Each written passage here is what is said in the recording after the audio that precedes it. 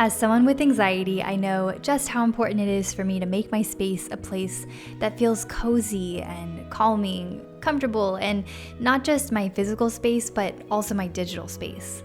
When I feel good, I'm more focused and productive, I'm more creative, and I'm able to get the good stuff done. For today's video, I'm sharing simple ways I like to create a feel-good workspace. From physical shifts to digital shifts, let's talk about what's been the most impactful. Before I dive in, I'd like to thank Logitech for sponsoring today's video. I own a lot of their products, you've seen them in videos before, and they are a big part of what makes my space look and feel good. So I'm excited to share with you their new products.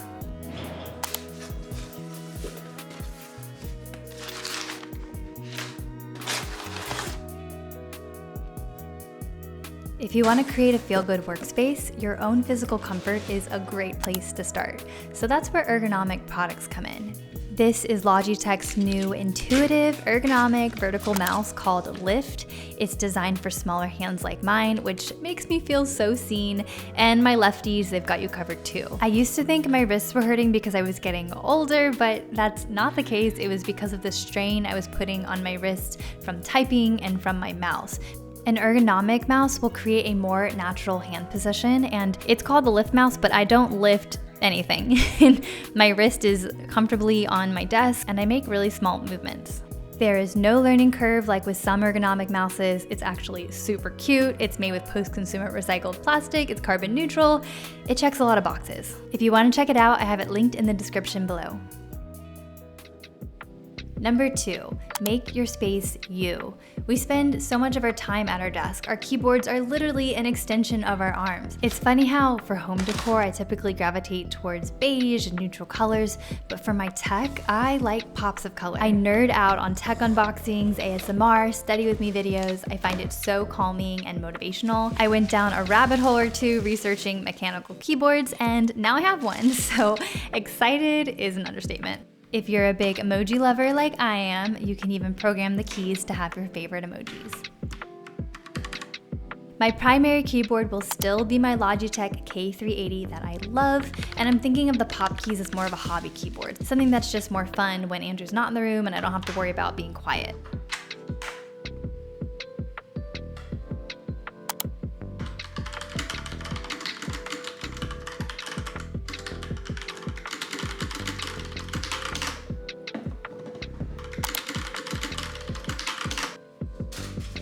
Another fun way to cozy up your space and make it feel more like you is to add mood lighting. I changed the color of my lights based on how I want to feel. Yellow and orange make me feel more energized, blue and purple makes me feel more calm. So while I'm journaling, I like to have a more peaceful, calming ambiance. Side note, I've been playing around with journaling in my iPad, and it's been really interesting. I love how I'm able to add screenshots, pictures, fun text messages, and just things that I want to document from my day. I still love good old pen to paper and a physical journal, but I'm also really enjoying the digital side of it. Let me know in the comments if you're curious to learn more about my digital journaling. There's plenty of little ways to make your space feel like you. Whether you love plants and biophilic design, or you love art, books, music, take a little upfront time to find the things that bring you joy, spark creativity, and just make you feel happier. Number 3, ditch the digital default. Identify the digital areas that you spend the most time in, the things that you look at every single day. How can you customize it and make it feel good to you? For me, I love a tidy desktop with a calming wallpaper background. So I go to websites like RawPixel, Canva, Pinterest, and I change my background to something calming that I love to look at. I steer away from anything that's too bright or too busy. On the topic of bright and busy, if you haven't yet customized your Google Calendar colors, what are you waiting for, huh? I'll show you how to do it right here, right now. Click on the 3 dots next to the calendar you want to change, hit the plus button, and then paste in the hex code of the color that you want. If you want to grab the exact hex codes I'm using, I'll link it down below. Number 4, create space.